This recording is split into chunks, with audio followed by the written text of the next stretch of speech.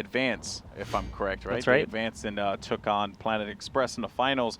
Could they replicate the same success again, or is SpinMove finally going to get one over on Epsilon? Let's see as the action unfolds. XP3 up to bat first. All right, XP3 attacking first, as we usually do see. He's always got the hot hand, so to speak, as he moves forward, looking for Grain up on the laser pad.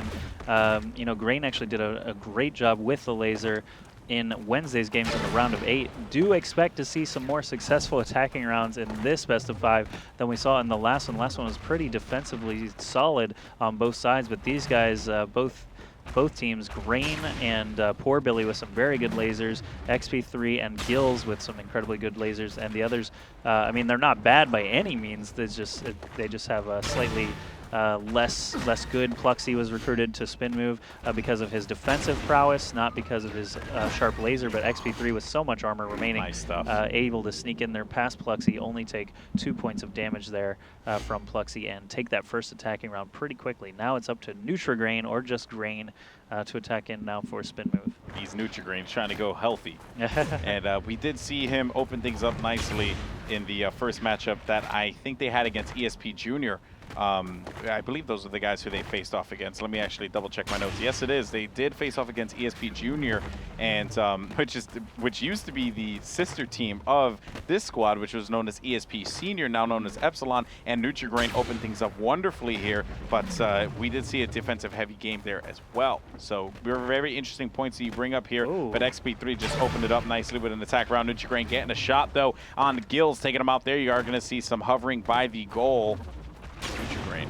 So gillz did say lagging right before he got taken out there. Hopefully we'll check the stat in just a second and see if things are going to be okay. But Grain taking out 2 defenders already. XP3 just does not want to give him any looks right now, I feel. But he just hopped off the side there, and Grain was easily able to pick him off. Let's look at the delta. Still seems fine to me. Wow, that's actually a really good delta. Under 50 means that all the players have pings within 30 of each other. So that's really not so bad. We'll see if gillz is going to be able to make something happen if the lag has cleared, and if he can make something happen for Epsilon. So far, we've had 2 successful attacking rounds, as I kind of expected.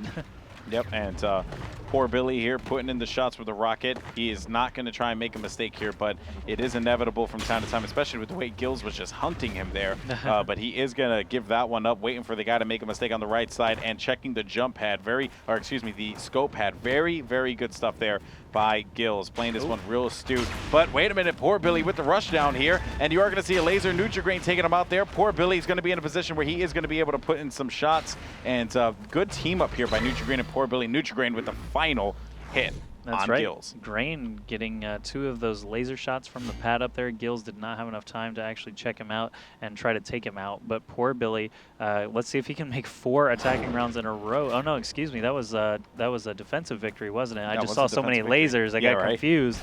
Poor Billy just stuttering forward, waiting for that first launch of defensive rockets. It looks like Epsilon is going to be playing back in that second sort of half of Castle Crasher. It is divided by that kind of big S-shaped wall between the first and second part of the map. Poor Billy with a great shot to get us started. He's going to hop up onto the laser pad, it looks like, and try and take advantage of it. Godson down on low ground, but it's really hard to see him through that tree. Yeah, hopping on that laser pad for the attack, I don't see it as very successful. But, you know, for the defense, getting a laser is very important. Poor Billy, though, going for the right side, opting to make some movement here. He might be able to take out XP3. The goal is now going to be active, as poor Billy needs to make some magic happen here. You're going to see XP3 hovering by the goal. He's going to go in for it, and he is not going to be able to get it with 86%. Wow, like you said, that's just a couple, like, milliseconds. Right, yeah, it's just a fraction of a second to get from 80 to 100, and that's got to be a little bit disheartening there for poor Billy, but it looks like we're off to still just an even start. We're in kind of a deadlock. We had 2 successful attacking rounds very quickly from our leadoff hitters, and 2 successful defensive rounds since then. So Godson trying to make it work. Pluxy launching rockets from all the way back at the point, manages to connect with one of them. Grain is still up on the laser pad. Godson knows he's there, but it's still really dangerous to approach. He does pick him off. Now he's at a kind of equal state. 2 armor against 2 defenders, and no one up on the laser pad. Oh no, missing. Poor Billy, point blank range. He couldn't jump. And could not jump because he was trapped under the laser pad. So poor Billy takes advantage of that and eliminates him. Yeah, that was actually an unfortunate situation. It looked like things were going in his favor because he took out Nutri-Grain, who, you know, on that laser pad, he's very, very strong. But he got stuck, and that is just the ropes from time to time. And I saw someone put in the chat, I believe it was X-Ray Legend, he said that's how the cookie crumbles. And that really is. That's just how the cookie crumbles, unfortunately. Now it's going to be up to SpinMove's weakest attacker, Pluxy, in comparison to the other two. Let's see if he can make some magic happen here. I actually said that earlier too. I think he's just copying me. Oh, did he copy you? Maybe. I said that's how the cookie crumbles. Did you know? Like in the first game. I'm gonna give it to X-Ray. Oh, come on. X-Ray has to let us know if he took it from me or not. But either way, I took it from Jim Carrey in some movie. I don't even remember. That would be Bruce Almighty. Yeah, Bruce Almighty. Yeah. Yes. So it doesn't matter because we both stole it from the movie. Walter Cronkite. Pluxy got totally destroyed there. He did. From all sides, so still no successful attacking round. We are back on Epsilon XP3. He was the leadoff attacker for this match and took a pretty quick attacking round, so we'll see if he's able to do it again. Last time he did actually hop on the goal to get the cap. Let's see if he can land 3 lasers this time instead. He's actually taking the right side route in the caves. There could be someone behind him, but I think he's confident, yep, that they're all playing in the back. He spies Nutri-Grain up on the laser pad, misses the shot, and decides to back out and try from a different angle. See, that's Nutri-Grain's job, and he did it wonderfully. His job is to get on top of that pad, but poor Billy gets taken out, gets pegged with a laser. Nice shot by XP3, taking out Nutri-Grain, and now it's going to be up to the lone defender. It's going to be up to Pluxy. Let's see if he's going to be able to do anything here. XP3 versus Pluxy, a guy very good at attacking and a guy very good at defending. Yeah, Pluxy with, you know, the last hope here for SpinMove in this attacking round. XP3 probably just going to try and dance with him, misses the shot, and that's going to take forever for that laser to recharge. He's down to just 1 armor. Pluxy has a shot, but XP3 nabs him, and there's a second successful attacking round for him. You can see on the stat bar, it looks like Pluxy does have the most defensive rockets because he's the last man standing usually, but Epsilon XP3 breaking that trend. 2 attacking rounds to 1 now. Nutri-Grain going to try and make it happen, try and answer for XP3's great attacking round there. Yep, and our leadoff attacker for SpinMove, Nutri-Grain, he wants this. He needs this. This is very important. He does identify a few people there, or at least his teammates were identifying some people, or was that the Epsilon boys? Oh, you're talking about the pinging? The little X's? Yeah, the little X's, attackers can do it, and what it does for them is if you ping directly onto a defender, it'll keep their nameplate up.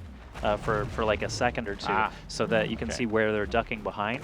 And the same for the defenders actually. If they ping directly on the attacker, they can kind of see which way he's going toward for about a second before that nameplate fades away. So it's a big benefit to pinging. Nutri-Grain not able to find any lasers on that one, and Epsilon sticks it out. 5-3 right now for this first map. gillz could end it all here with 3 successful lasers or a goal capture. If not, all they have to do is defend one more time against Poor Billy to seal this first map. Yep, and gillz is actually no slouch when it comes to the attacking department. We did see him do some work in the last game that they had, if I'm correct. Yeah. So, you know, gillz is a very solid attacker here. Let's see if he's going to be able to close this one out.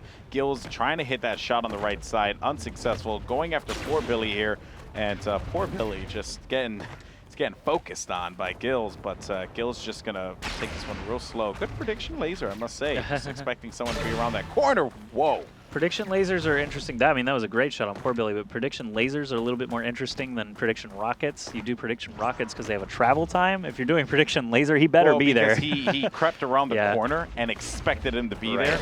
And you saw, wow, look at gillz with a very solid laser moving into the capture point. Oh, it's not over yet. Oh, he does get the capture, though. That ends that first map. That's a quick GG, and we will ask for the map. Actually, XP3 will just ask for us. But, yeah, look at those stats. We got Pluxy with 6 rockets, but XP3 just stood up too long, got 2 successful attacking rounds there against SpinMove. So we're going to take a quick break now. On the other side, we'll bring you game 2. We're going to figure out the map. It looks like it will be Fortress, so expect that on the other side.